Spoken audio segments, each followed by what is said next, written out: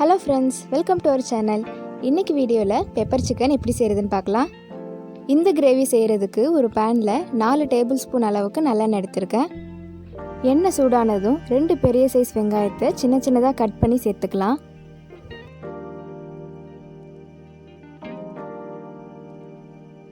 Onion நல்லா வதங்கி transparent ஆகிற வரைக்கும் வதக்கிக்கலாம்.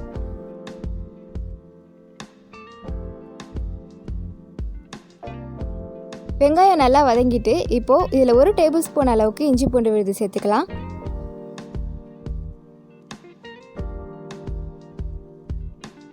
இஞ்சி பூண்டு விழுதில் உள்ள அந்த பச்சை ஸ்மெல் போகிற வரைக்கும் வதக்கிக்கலாம்.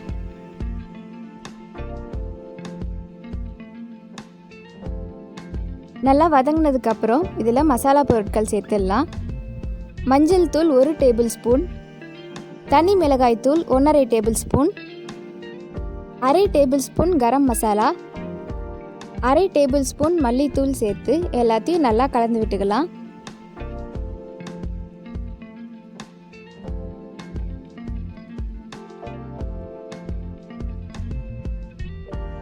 இப்போ நல்லா வதங்கிடுச்சு. இதில் சிக்கனை சேர்த்துடலாம்.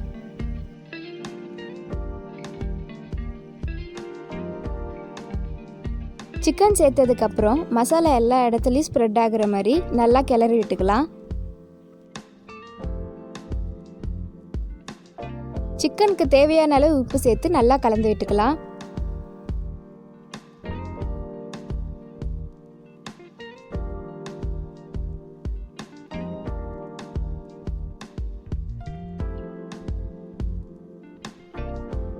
நல்லா மிக்ஸ் ஆனதும் தேவையான அளவு தண்ணி சேர்த்துக்கலாம்.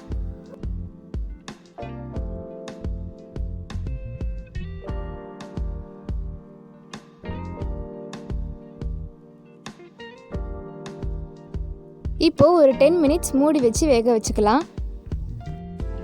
அடுத்து மிளகு சீரகத்தை இடித்து எடுத்துக்கலாம். மிளகு 3 டேபிள் ஸ்பூன், 2 டேபிள் ஸ்பூன் சீரகம் சேர்த்து நல்லா இடிச்சுக்கலாம். இந்த மாதிரி இடித்து சேர்க்கும்போது கிரேவியோட வாசனையும் டேஸ்ட்டும் ரொம்பவே நல்லாயிருக்கும். இடிக்கிறதுக்கு கொஞ்சம் டைம் ஆகும். டைம் இல்லாதவங்க மிக்சியில் அரைச்சி சேர்த்துக்கலாம். நல்லா இடிச்சாச்சு. காரம் கம்மியாக வேணுங்கிறவங்க மிளகோட அளவை கம்மி பண்ணிக்கலாம். இப்போது சிக்கனை ஒரு தடவை நல்லா கிளறி விட்டுட்டு மறுபடியும் ஒரு 5 மினிட்ஸ் மூடி வச்சு வேக வச்சுக்கலாம். இப்போது எண்ணெய் பிரிஞ்சு வந்ததும் நம்ம இடித்து வச்சுருக்க மிளகு சீரகத்தூளை கிரேவியில் சேர்த்து நல்லா மிக்ஸ் பண்ணிக்கலாம். மிளகுத்தூள் கடைசியாக சேர்க்கும்போது மிளகு வாசனையோட கிரேவி ரொம்ப நல்லாயிருக்கும்.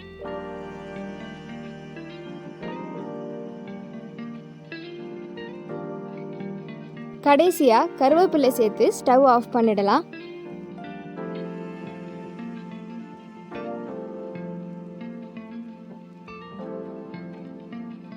அவ்வளோதான், ரொம்பவே ஸ்பைசியாக பெப்பர் சிக்கன் மசாலா ரெடி ஆயிட்டு.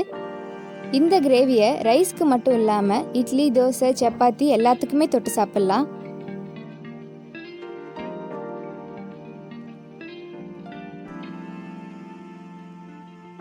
ரொம்பவே ஈஸியாக இந்த ரெசிபியை செஞ்சிடலாம். நீங்களும் உங்கள் வீட்டில் எதை ட்ரை பண்ணி பாருங்கள். இந்த வீடியோ உங்களுக்கு பிடிச்சிருந்தா லைக் பண்ணுங்கள், ஷேர் பண்ணுங்கள், மறக்காமல் நம்ம சேனலை சப்ஸ்கிரைப் பண்ணுங்கள். தேங்க்யூ.